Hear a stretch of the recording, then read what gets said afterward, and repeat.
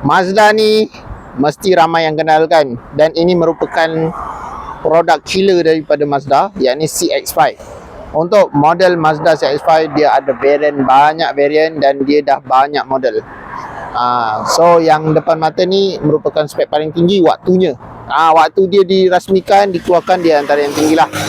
Yang ni adalah Mazda CX-5 2014 2.5. So kira high spec lah. Dia ada varian 2.0, 2.2 diesel, 2.5. Yang varian baru dia ada 2.5 turbo lagi. So yang ni adalah 2.5 NA GDI engine.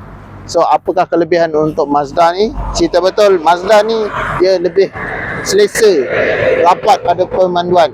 Kenapa? Sebab dia pakai gearbox yang lain daripada kereta Jepun lain pakai. Dia tak pakai CVT guys, dia pakai 6-speed torque converter. So dari segi respon engine, dari segi dia punya ketahanan, memang ada pada torque converter.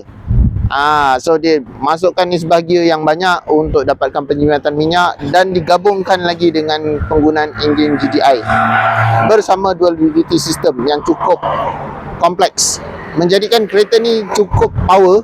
Ada lebih kurang 180 lebih horsepower, torque dalam 22 lebih something. Pada saya cukup.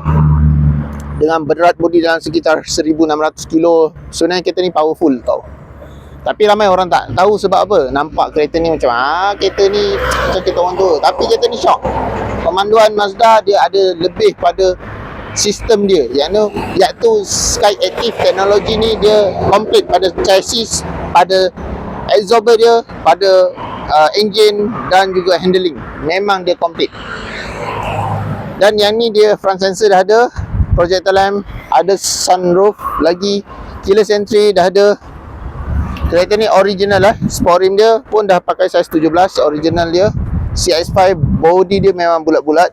Sky Active Technology 2.5. Let's go, kita tengok bahagian dalam. Jarang saya review Mazda ni sebenarnya, sebab biasa kita review kereta-kereta yang hot dalam market kan, Honda lah, Toyota lah. Kali ni kita review Mazda.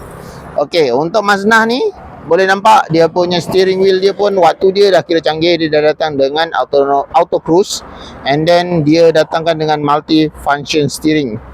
And then seat dia boleh nampak kat sini semua full electric. Cuma yang dia belum ada adjuster ataupun memory chip lah. Tapi sound speaker dia boss guys, like a boss. Ni betul-betul premium, baru betul. Lepas tu dia ada iStop, start stop. Memang teknologi dia canggih lah, complete lah. Tambahan pula untuk varian ni didatangkan dengan infotainment pada waktunya standard macam ni. Aircon pun dia ada 2 zone kiri kanan, tapi secara auto, tapi dia punya adjuster dia manual lah. Maknanya kita kena putar-putar lah, tapi dia auto adjuster sebenarnya. Okey, jom kita tengok pada bahagian belakang.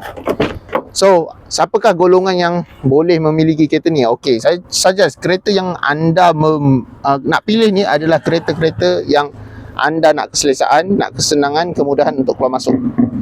Di samping itu, kereta ni juga seronok dipandu.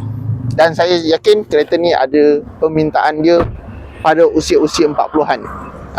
Abang-abang, akak-akak kita yang dah umur 40-an, nak keselesaan, nak senyap kabin, ini kereta yang terbaik untuk anda. Cuma yang kini adalah 2.5, memang powerful, protect dalam 800 lebih, tapi pada saya berbaloi sebab minyak dia pun jimat. Okey, so sampai sini saja. Jangan lupa berminat boleh WhatsApp saya 017 714 5604. Okey, bye bye. Assalamualaikum.